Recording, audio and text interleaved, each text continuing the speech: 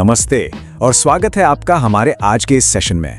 कभी कभी हमारा शरीर, खासतौर पर हमारी पीठ और गर्दन हमसे कुछ कहने की कोशिश करते हैं। चलिए आज इन्हीं संदेशों को डिकोड करने की कोशिश करते हैं। जरा सोचिए, मतलब ये सिर्फ इन्फॉर्मेशन लेने की बात नहीं है, ये तो एक तरह से खुद को बेहतर समझने और अपनी सेहत की बागडोर अपने हाथ में लेने जैसा है। बिल्कुल, तो हमारा मकसद यही है कि शरीर के इन सिग्नल्स को, इन संकेतों को ऐसी जानकारी में बदलें जो हमें समझ आए, ताकि पता चले कि अंदर आखिर चल क्या रहा है। तो ठीक है, अब थोड़ा डीप डाइव करते हैं। दर्द के क्यों को समझने के लिए पहले ये समझना होगा कि हमारी स्पाइन, हमारी रीढ़ की हड्डी आखिर काम कैसे करती है। तो ये जो डीजेनरेटिव डिस्क डिजीज या डीडीडी है, इसका सीधा सा मतलब ये है कि हमारी स्पाइन की जो डिस्क हैं, उनमें पानी को होल्ड करने की, बांध कर रखने की जो कैपेसिटी है वो कम हो जाती है। ये डिस्क एक तरह से हमारे रीढ़ के शॉक एब्जॉर्बर है ना। ये जो मिसाल दी गई है ये एकदम परफेक्ट है। सोचिए, एक स्पंज जब सूख जाता है तो कैसा कड़क हो जाता है, वो दबाव नहीं झेल पाता। बिल्कुल वैसे ही हमारी डिस्क भी अपना वो कुशन वाला काम करना बंद कर देती है। डिस्क हर्निएशन ये एक प्योरली मैकेनिकल प्रॉब्लम है। इसको ऐसे समझिए कि जैसे कोई जली डोनट हो और उसको जोर से दबाया जाए तो अंदर की जेली बाहर निकल आती है ना। बस वही बाहर निकला हुआ जेल हमारी नसों पर जाकर दबाव डालता है, उन्हें इरिटेट करता है और वहीं से दर्द शुरू होता है।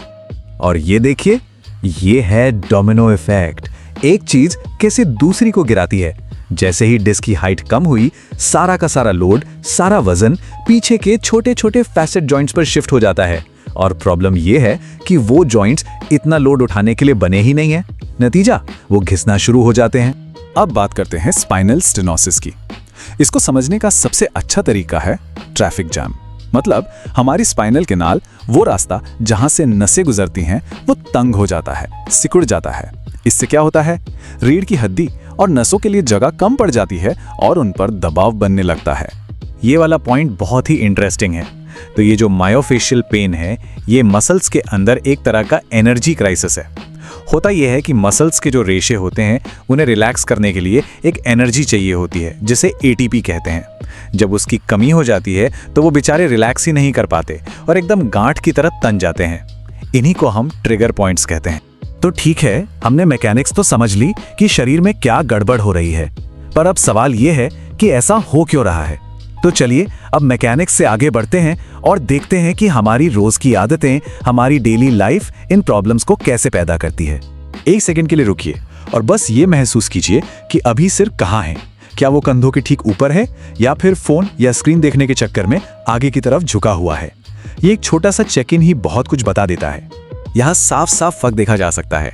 एक तरफ है सही पोस्चर जहाँ सब कुछ बैलेंस्ड है, और दूसरी तरफ है ये टेक्निक। जैसे ही सिर आगे जाता है ना, गर्दन की मसल्स पर उसे संभालने का लोड कई गुना बढ़ जाता है।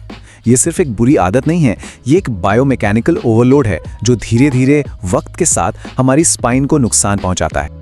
अब आते हैं माइंड बॉडी कनेक्शन पर, जो कि बहुत जरूरी है।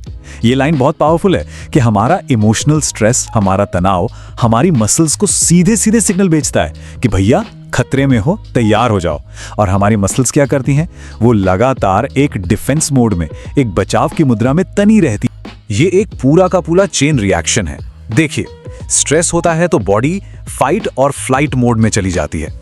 इससे रीढ़ के आसपास की मांसपेशियां लगातार सिकुड़ी रहती हैं। जब मांसपेशियां सिकुड़ी रहती हैं तो वहां तक खून का दौरा, ब्लड फ्लो कम हो जाता है। और तो और दर्द सहने की जो हमारी नेचुरल कैपेसिटी है वो भी कम हो जाती है।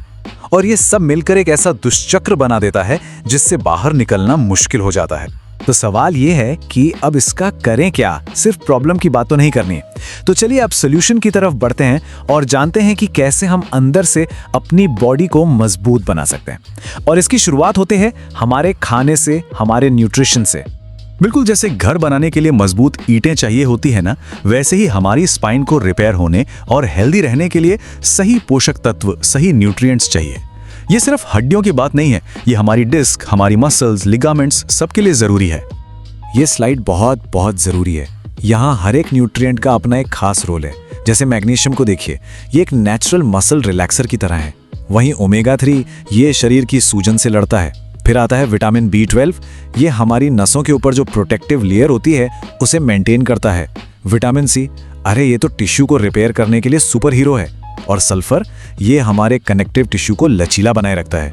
तो ये कोई एक चीज नहीं है, ये पूरी एक टीम है जो मिलकर हमारी स्पाइन को सपोर्ट करती है। इसको याद रखने का ये सबसे आसान तरीका है।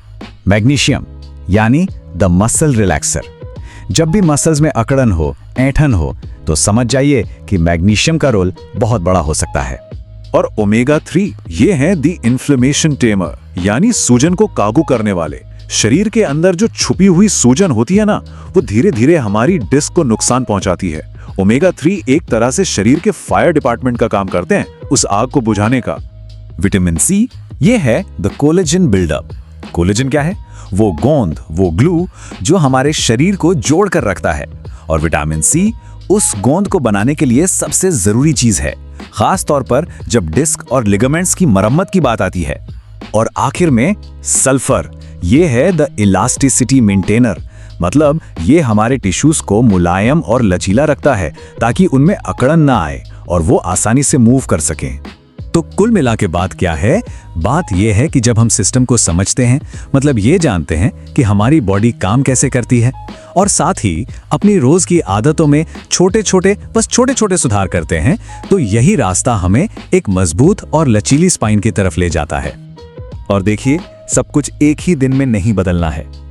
बदलाव की शुरुआत बस सिर्फ एक छोटी सी आदत से हो सकती है, एक आदत जिसे लगातार निभाया जाए। तो आखिर में ये सवाल खुद से पूछना है, वो एक छोटा सा बदलाव क्या हो सकता है जो आज किया जा सकता है अपनी रीढ़ की आवाज सुनने के लिए?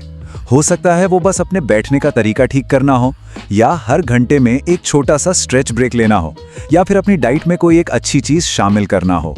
वो एक छोटा कदम क्या होगा जो आज से ही शुरू हो सकता है?